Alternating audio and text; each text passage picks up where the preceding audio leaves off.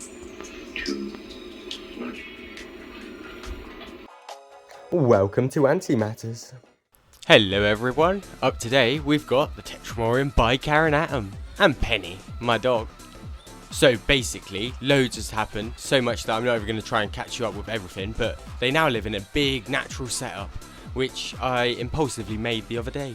They still eat a load of food, ridiculous amounts of food still, which is good, and they seem to be getting along super good inside of their new natural setup.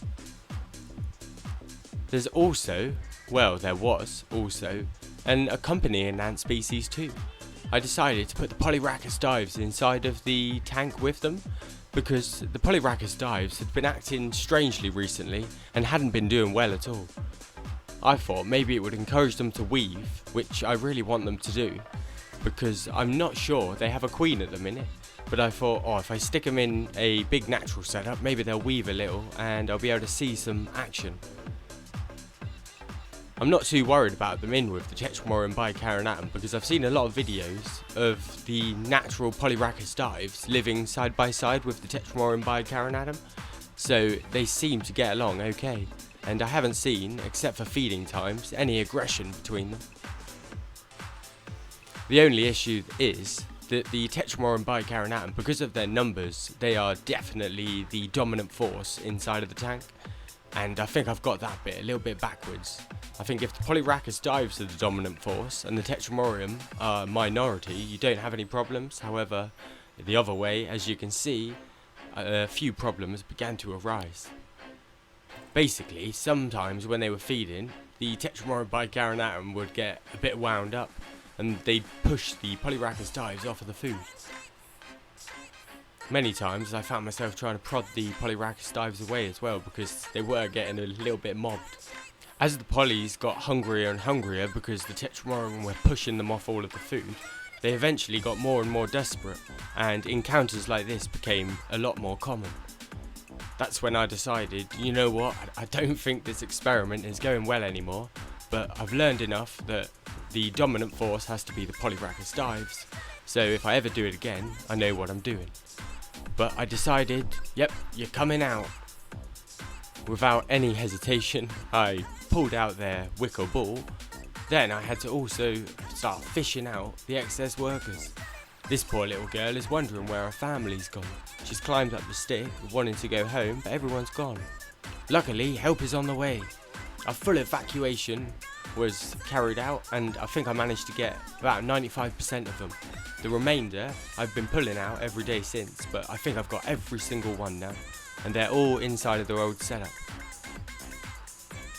Some of the girls though, in their desperateness for food, started being, stupid to be fair. In the middle of the food bowl is definitely not where you want to be.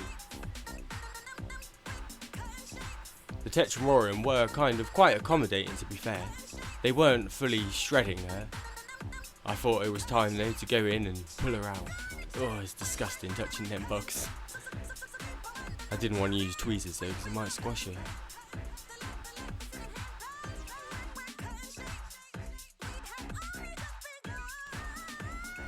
Check out this little hole here as well underneath the bridge. It seems to get a lot of action.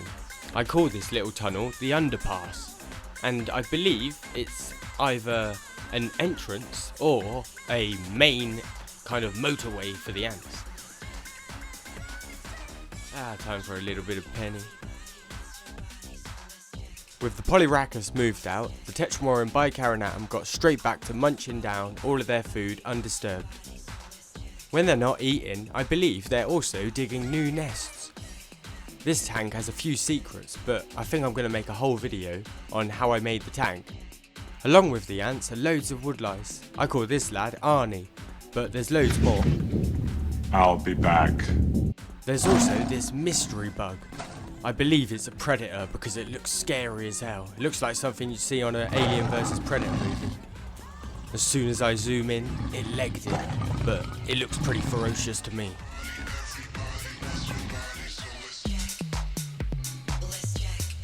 So, 1 week after the Polyrachus dives had been moved out, the Tetramorium bicarinatum were right at home. Well, they were the whole time, to be fair. They didn't seem to care about the dives. Unfortunately, the strawberry plant has wilted a little bit, but everything else in the tank seems to be doing really good. I also put in a few more plants.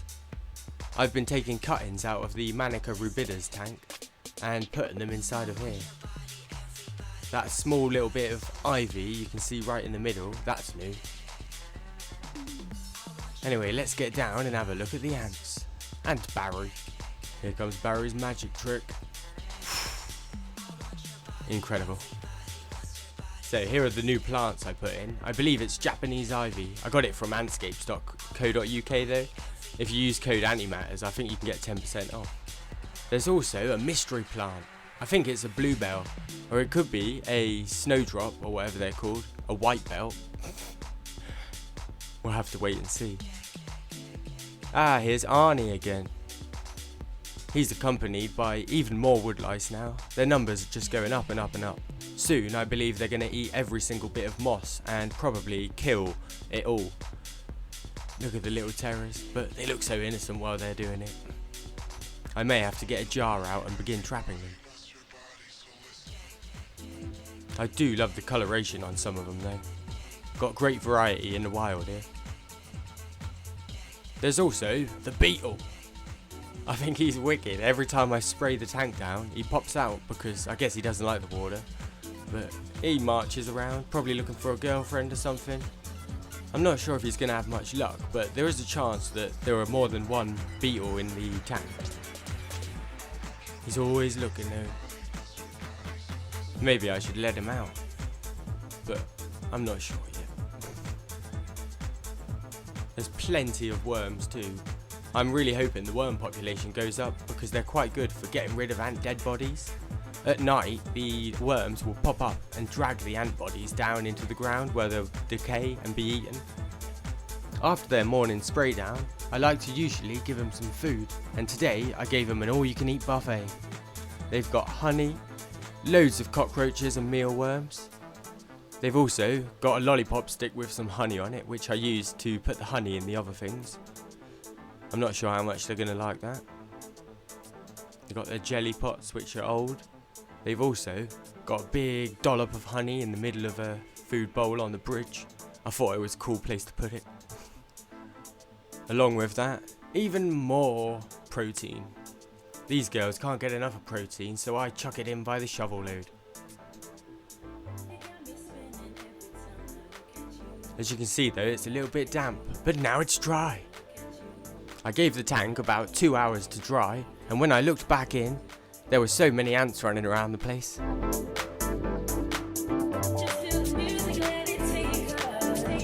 Luckily, while I wasn't looking, I had a time lapse going. The Tetramorium bicarinatum, they're not really mass recruiters. Well, not like some species. They don't really get an amazing trail going, not for a while at least.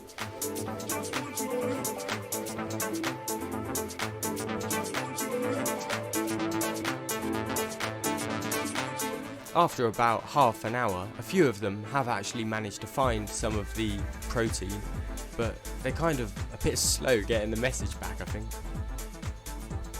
I do love how in the time lapses too, the tank floor like wiggles, and every so often you get to see like a random bigger bug. There are loads of insects in this setup, which I have no idea like what they are, or haven't even seen them half the time. I think that's one of the bonuses of just picking up a load of moss in the woods.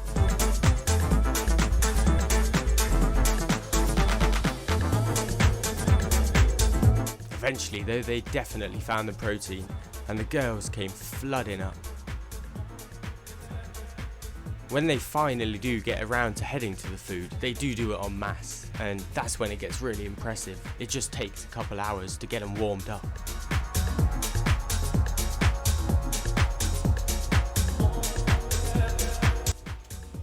It's definitely my favourite part about the Tetramorium bicarinatum though. The way they can just come out in such massive numbers and just mob food. It doesn't take them long too before they've broken it fully down and taken all of the food back to the nest to feed their little babies. They're really efficient and they can demolish a mountain of food in just a couple days. every winter they seem to have a little die-off, and it's really good seeing them eat so much protein again, because, well, it always does worry me when their numbers, they take a really hard hit, it seems, every time at the beginning of winter. But yeah, this amount of food they're consuming, it means I think they're going to bounce back in no time at all. I'm a massive fan of the bridge as well, and I do believe every single natural setup can definitely benefit from having a bridge in it. It's just an epic thing to have inside of a setup, to be fair. It can go over things, it can carry things, it can do all sorts. On the other food tower, things are also going crazy. I thought it was time to pull out the macro, but using the macro on this tank is so hard. But here's the only macro shot of the whole episode. I think they kind of still think that the Polyrachus dives are going to turn up and steal their food, because they've been consuming food at just a crazy pace recently, ever since I put some Polyrachus dives in with them. I'm hoping with this tank to get it really bushy I'm going to keep using cuttings and just go nuts. And hopefully, fingers crossed, soon I'll have a really lush biome inside. Anyway, let's get back to the ants. Where does this trail go is my question, because I don't actually know where the ants live. I think it's in the back right corner, but I'm not sure.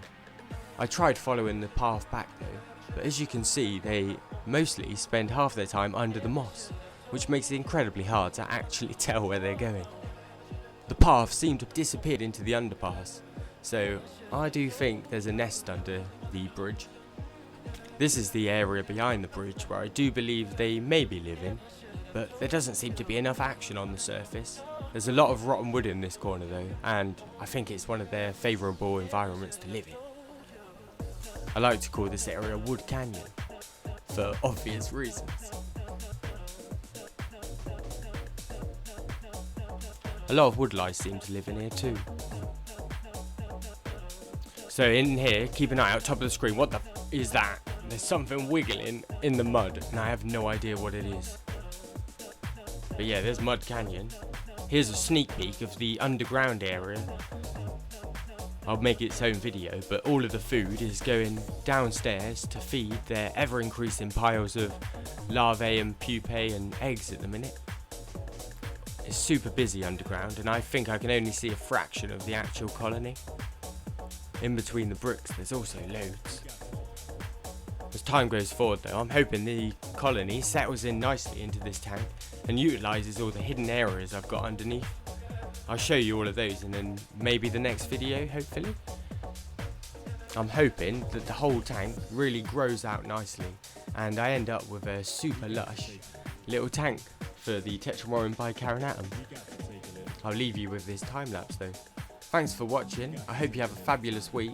May all your ants live long and prosper. Until next time, bye! Get the beat.